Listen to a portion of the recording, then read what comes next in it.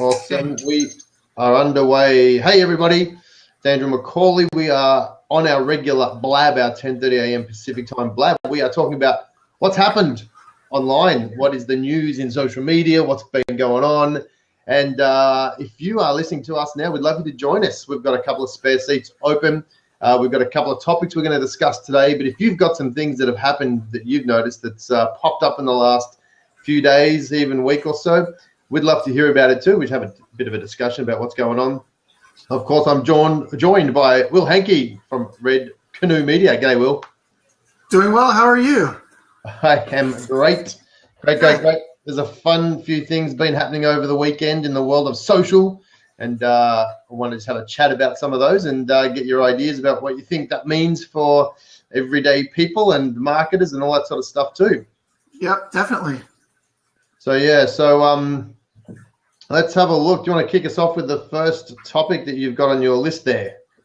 Yeah, the Peeple app. So what was it, last week? I think that it was actually launched. It's kind of it came across to me as like a Yelp for individuals, and you could leave reviews about that person and how good or how bad they were, and some other. It was interesting that the concept even came out in the first place, but within just a short amount of time, there was a pretty good uproar about it going on. Yeah, really. So, I thought it was funny, interesting. You know, their idea was that it'll only be positive sort of stuff, but as we know, with these review sort of apps, it will get nasty quickly. And probably not the smartest idea, but you know, since they announced it last week, it's now been pulled from the App Store. Their website is down. I don't think they're going to go ahead with it because of a backlash, but hey, it certainly got some attention. That's for sure. Yeah, whoever's on their PR team did a good job, but the follow-through isn't working. So it'll be interesting to see if it comes back rebranded as something different, or if it just goes away, or, you know, it generated quite a stir. That's good. That's a good thing, I guess, right? Yeah, you know, I think the big part about it was, if they'd let the owner of that, like yourself, put yourself up for review. So let's say Will wants to say, oh, I'm going to put myself out there, I'm going to do my bio, and hey, if you like me, come and rate me. Right. I don't think there'll be. Well, I don't know if there was negative, thumbs down sort of thing, but that wasn't the case. You could actually, if I had your phone number or even your email, I believe, I could actually add you to the database and do my own opinion of you without you having a say in it, and sometimes without you even knowing that you're up there. So that other people come along and go, oh yeah, I heard about him too. And the next thing you know, you could have a bunch of people giving reviews about you that you didn't even know you were actually on it, which I think was the scary part, the ability to let others add their information, their opinions about you without you knowing is a bit of a dangerous thing. Right. Can you see how that would work, when two individuals are getting a divorce or something like that? And oh my gosh, yeah, that could be trouble. Well, that was the other thing. Is how do you know them? You had to say whether you knew them as a colleague, as a friend, or as a romantic interest. Oh. And so yeah, all nice and rosy when everything's good. But as soon as that's all over, wow. Yeah, exactly. Yeah, even with saying those things, it still doesn't make sense. I mean, when LinkedIn came along, you used to have to really know somebody or say you knew them or did business with them or something. Now you can kind of link with anybody that, I get requests all the darn time from people that I've never met that aren't even in my area. Yeah. So maybe they're just, I don't know, trying to lock it down, but I think people will find a way around it fairly quickly. Yeah, so I don't think this app will go ahead as planned. It may go ahead in some other form, but right now it looks like it's been canned. And that's the interesting thing about, I guess, this online world is you can make enough noise to stop things. I don't think these guys were going to have a very successful time launching it. I'm not sure if they had capital or private money invested into it and that sort of stuff. Right. Venture capital stuff. So I hope they didn't, because those people won't be seeing much of their cash back. Right. Yeah. That's for sure. Awesome. Yeah. So that's that was Peeple, Peeple, Peeple app. Yeah, I did post a link of it in the chat, by the way. Yeah, there, yes. Just grabbing my power to plug my computer in. So, all right, so that's Peeple. What is the thing we got on there on our little list? Oh, we got Facebook in space. Facebook in space. Which, I mean, if you are in space and you need to check Facebook, then I mean, you should be able to do that. Well, I don't think that's what the whole idea about this Facebook in space is. So Facebook have teamed up with Utelat or something. I can't even pronounce their name. It's a satellite company, and what they're doing is the payload that they're putting on this satellite is all about data and basically modems, dial-up modems from space. But they're putting up the ability for, at this time, it's people in Africa, Sahara Desert, and remote regions in Africa, to be able to access the internet. So Facebook are paying for this to happen. Now, think about this. Africa, all the nations in Africa, there's a lot of people living in those nations. Facebook are looking for more market. Where else can we get more people to join Facebook? They've saturated the Western world. They're pretty much saturating Asia, where they can get into in parts of Asia. They can't get into China, of course, but they're looking at, well, where else can we get to? Well, let's go to Africa. Well, hang on a minute. There's a problem. What's the problem? The problem is there's no internet. Oh, that's a big problem. Hey, why don't we give them internet? So they are spending gazillions of dollars getting these satellites to start beaming connectivity for people in those regions. So, of course, the first thing they want to do is get on the thing that everybody else in the world is on, and that's Facebook. Watch out for a bunch of people from Africa trying to befriend you all over the place, because they're not going to get in touch with people and that sort of stuff, which is just logical. But what I'm seeing is, and this might be available for the next probably for a year away now, but what I'm seeing down the track is the ability for everywhere in the globe to be covered by internet. So if you're in the wilderness in the Yukon in Canada, or you're in the middle of the outback in Australia, or you're hiking up some mountain trail, you'll have the ability to be on the internet and check Facebook from wherever you want. Not so much Facebook, but the ability to know where you are, like get a map. If you're lost in the bush, log on and get a map. You are here. Oh, I'm not lost at all. I know exactly where I am and where I need to go. So I think it's going to be a pretty interesting exercise, and I think it's going to be one where the world will be connected everywhere, and you won't be able to hide. Yeah. People I know are trying to hide from the law. Their phones will be tracked to the middle of the desert. Whatever. What do you think about that? I know a while back Google tried to do something like that with the balloon thing. I'm hearing an echo, by the way. Oh, really? Yeah. Anyway, the Google Balloon project, where they were going to kind of launch balloons with modems attached to them or something like that around the world. And it heard about that for a short time and then never heard about it again. So I like the satellite idea. I think it's a lot better, a lot smarter.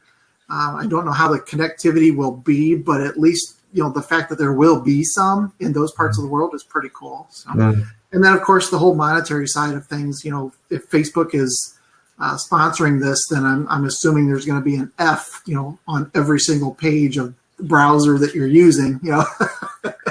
Which, as you said, is just going to get more people involved in it and more people to show ads to you. Well, exactly right. Yeah. So it'll be interesting to see. Now, I hope that echo's gone away, and if it hasn't, that's good.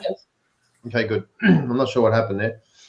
So anyway, that's what I think is going to be an interesting watch this space scenario. Where can you get in on that level to start capitalizing on it? I don't think you can just yet, but this time next year, I think the internet's going to change big time, and the audience will change big time as well. Oh, definitely. Yeah. Just the amount of people, the sheer amount of people that you can reach is going to be pretty incredible. And all the businesses that are over there too. I mean, there's a lot of people that are doing those micro loans for people in those part of the country. It'd be kind of cool to actually see updates, from those people. And I mean, there's a lot of different things that this can do. Think about also the fact that right now Asia and India is big for outsourcing all sorts of stuff. there'll be people in Africa who will say, we can make some money from the Western world or whoever else, and they'll be outsourcing their talents too. So it just means the pool is opening up for outsourcing for talent and that sort of stuff. Of course, they're going to have to go and come up with some different skills and stuff, but that's once the internet's there for them, they're going to learn a lot of that stuff online. They can be educating themselves. The education of these guys will go through the roof really, really quickly. I think there'll be I was in South Africa probably about 6 years ago, and I was at the Richard Branson School for Entrepreneurs, and it was a fascinating place. And they said that one of the biggest growth areas in the world will be African nations coming on board. They'll be, once the internet really does arrive, they'll be able to learn stuff. They don't have to go and pay for it. They'll be able to learn stuff cheaply, and they will be the outsourcers to people in Asia and India, because their cost of living is not as high as Asia, I don't think, from memory. I may be wrong, but they could be the next outsourcing rulers of the world, basically. Yeah, that's pretty awesome. It's going to bring on, like we said, a whole new market.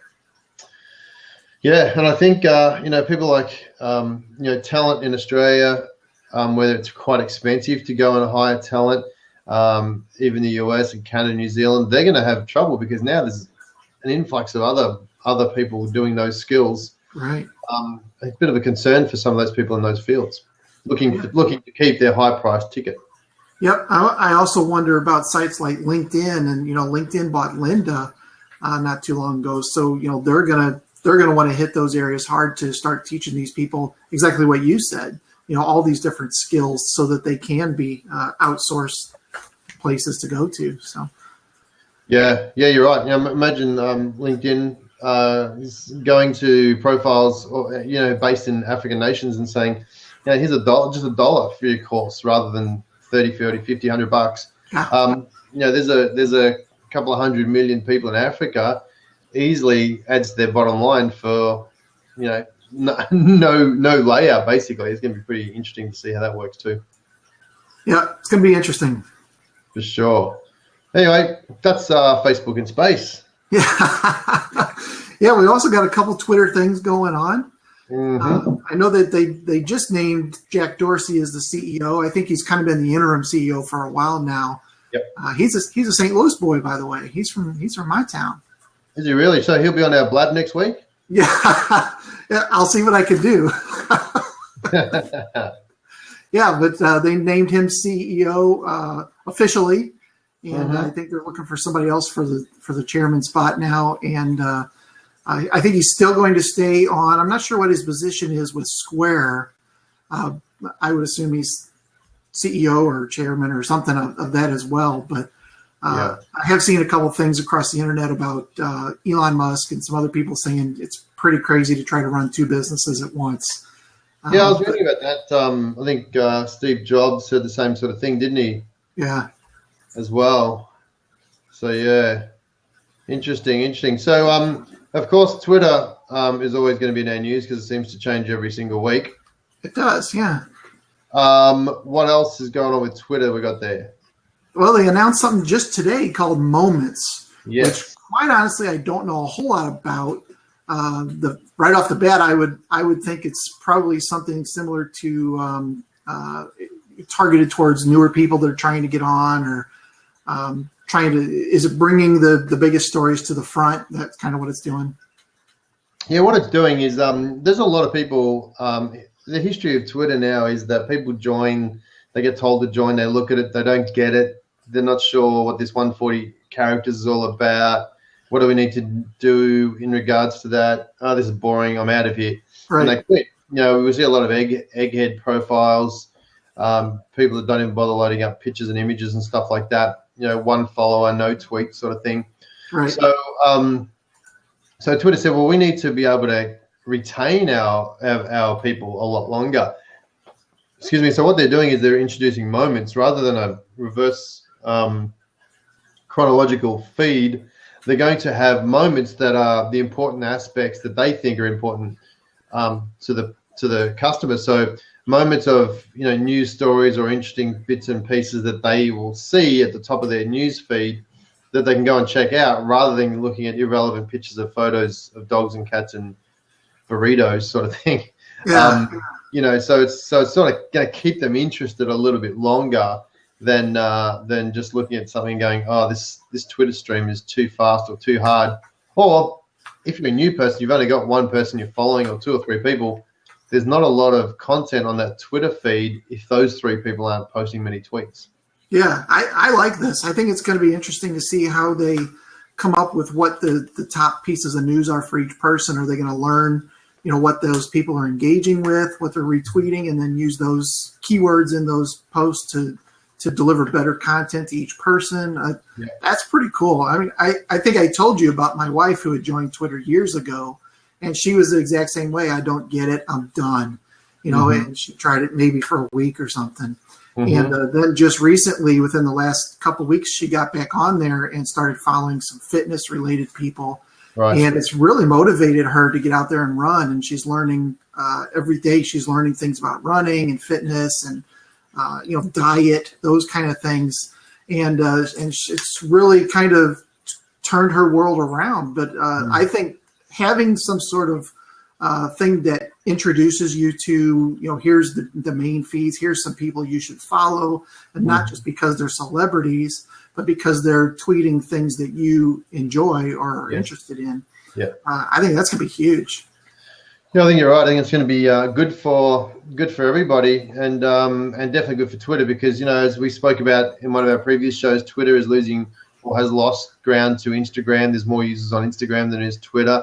Twitter's been around a lot longer than Instagram, and both cover different markets for sure. But I'm sure that's something Twitter didn't want to hear is, hey, we're losing the race, and we need to pick that race up. And for them to be profitable and run ads and all that sort of stuff, they need the eyeballs. If you haven't got the eyeballs, they can't run the ads and make the money that they're looking for. So they're going to have to do whatever they can, and they are doing. They seem to be in our news every week about what's going on. Yeah. And you know what else? Snapchat has something called Stories, I think. I don't know if you've seen that, but you can actually scroll over to something called Stories, and it's a bunch of brands that are putting little snippets out there of things that are going on. And Mashable has one, for instance, so you can get really quick some different social media type stories and tech stories and that kind of stuff. So I kind of see this as a competitor of that as well. I know we've had Amber on here before, and she uses the Stories part of Snapchat fairly often just to kind of keep up to date with what's going on. So it's a little different than what Twitter's doing, but at the same time, it's the same. It's keeping that information in front of those people, in front of their users. I think news is a big part. Now, you're not on iOS devices, are you? I do have an iPad, which yes, I'm on iOS 9. You got the new iOS 9. Yep. So they've got a news. So let me see if I can show you this here. This is a new. I think it loads up on my screen. Yep, look at that. It's awesome news. Blank. Here we go. Oh, there it is. You can scroll through your news items and look at different things. I've told them what I'm looking for. A bit of sports, bit of this, bit of that, and you can add all sorts of bits and pieces. iOS 9. This is natural from iOS 9, and it's very interesting to see that they are now understanding that news is driving people content. It's all content, and they want people to stay on their iPads longer and all that sort of stuff. And news is one of those things that's driving people and keeping people on their platform. So yeah, very interesting. Yeah, I like that new news app. As soon as I saw it, I was like, oh, what's this? And I clicked it, and it just asks you a couple questions. What are you interested in? Baseball, digital marketing, that kind of stuff, and boom, it just starts serving stuff up. Yeah, and, if it's something you don't like, you can tell them. If you interact with things, I think it learns and shows you more of those kind of pieces of news. Very cool little. I guess that's an app, is what they would call it. Yeah, it's an app. But I think the world's turning into apps lately, and it's certainly driving a lot of things that are happening out there. So yeah. What else have we got on there? Well, we've got Twitter now. We've got Moments. We've got Jack Dorsey and you got some things about Reddit. Yeah. Do you use Reddit? You get on there? You know, I have been playing with it a little bit lately. I've just written an article about Reddit. Well, it's a summary article about another guy who wrote Reddit, and he made a lot of money out of Reddit. Got a lot of he made a lot of money, but he also got a lot of visitors out of Reddit. Yeah. So he wrote this article a year ago, and so I was doing a summary of it just recently, and I reached out to him and said, hey, you know, you talk about Reddit and how much traffic you got. How much have you used it since this article? And he said, well, I don't use it much anymore. He goes, the traffic I was getting was okay, but it wasn't the right sort of traffic I was looking for. Right. I got a lot of traffic, but then that was it. It sort of came and went. So I thought that was interesting to see whether he was targeting the right people or not. But I have been playing a little bit around with Reddit lately, but I need to, I still need to, have time to do it, but be convinced that it's still good. But tell me what your experience is. Yeah, I'm on there pretty much every day, but only for personal type stuff. I don't get on there much to learn about SEO and that kind of stuff. Mm-hmm. I have posted some blogs on Reddit to try to drive traffic back to my site and things like that. Yeah. But you know, I mean, there's the trolls out there. Anything you post, they're going to tell you how stupid it was and how dumb it was. And so, you know, that kind of hurts the ego, if nothing else.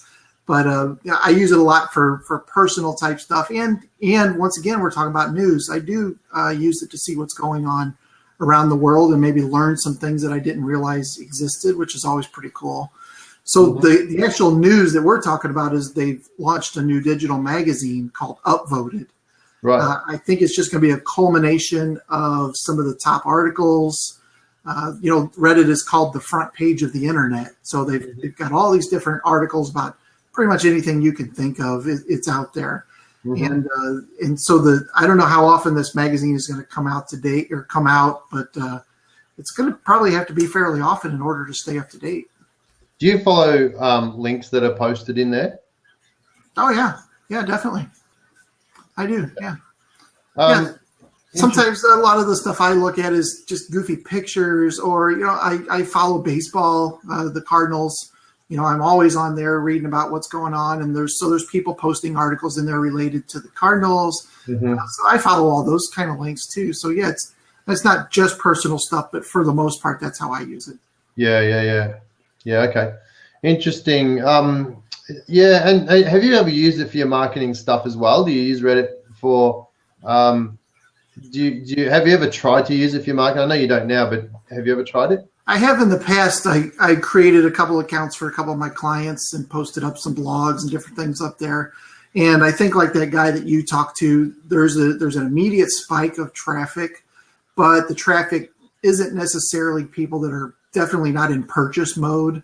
You know, they might just want to see what the article's about or something like that, but there's not a whole lot of interaction with it, and not a whole lot of long-term type, I don't know what the word is, long-term revenue from it. We've got Saab. I'm going to let Saab join us. Yeah, hey. Let's see if Saab's there. Hey, Saab, how are you? How are you? What are you? Hey, where are you calling in from? I am from Thai. From where? Thai. Oh, awesome.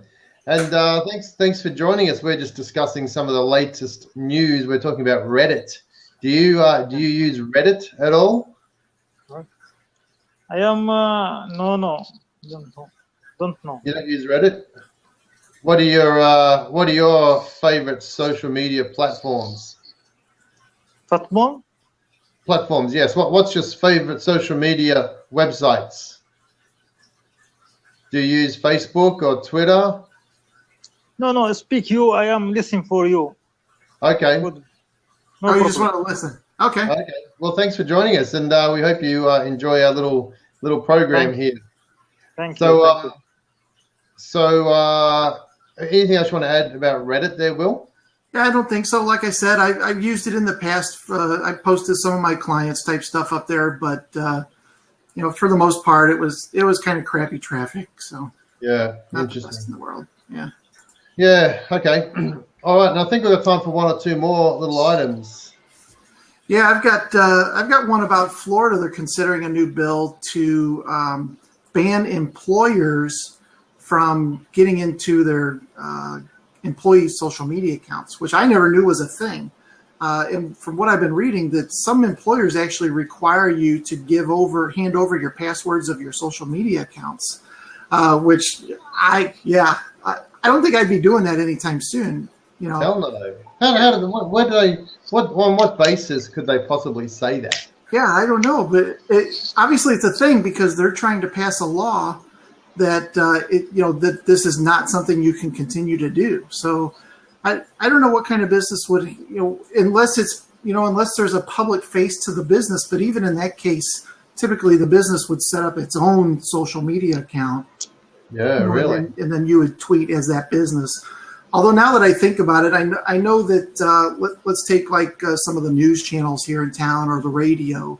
Typically, they have like if I was a newscaster, I would be Will on 2 or something. Yeah, like that. right. Yep. So it's still me, but it's I'm tweeting as a news person for the channel 2 or whatever it is. So so let me ask you this question: if you're working on channel 2, you're Will on 2 at you're at Will at 2, and then you leave and you go channel 3 or you go somewhere else. Yeah.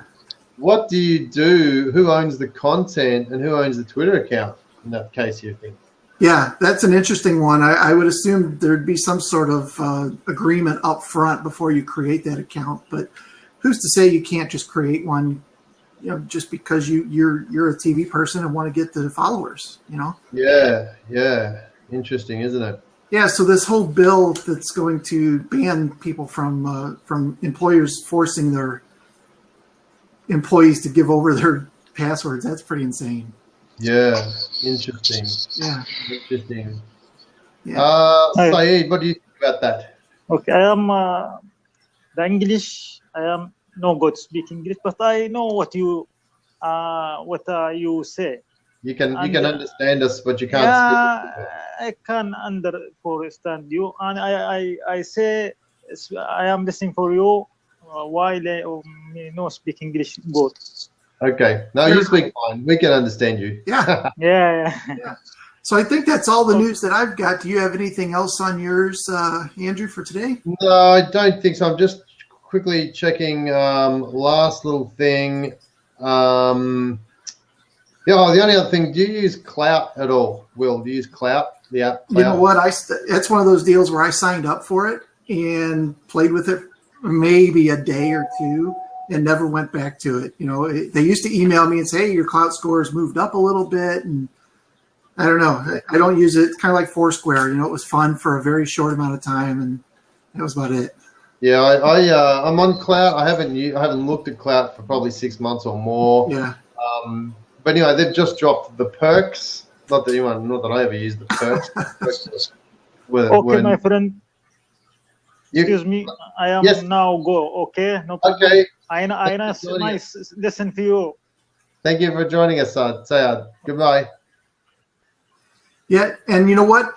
Before we jump off of here, I did want to tell you that we're going to have Russ Henneberry on Friday. He's the editorial chief over at digitalmarketer.com. So that ought to be awesome. Very exciting. We better get a bunch of people on for that one. We should. Hopefully he can fill up our entire half hour with some great tips and some great news. And you and I won't really have to do much of anything. Well, we better have some things to run with. It's good actually. We could run some of these things past him about, what we've already spoken about in the last week or so, and just say, hey, what do you think about that idea? What do you think that's going to happen? And see what his ideas are about that. And I think we could be good for us. Yeah, definitely. He's a smart dude, so I'm sure he'll be laying down some pretty good information. Absolutely. Yeah. Absolutely. We might need to get another guest on as well. Make it a full room. Oh, that'd be fun. Yeah. Right. I'll see if I can get someone. I'll work on getting someone in, and could be good. Yeah, that'd be fun. Okay, awesome. So that's on Friday at 12:30 Central. Friday, 12:30 Central to 10:30 Pacific, and whatever other time that is in your neck of the woods. What time it was where Saab was. We're gonna set that up in just a minute. That link will be available for everybody in just a moment. and then join us. Tell your friends. We'd love to see you here. Yep. All right. Take care.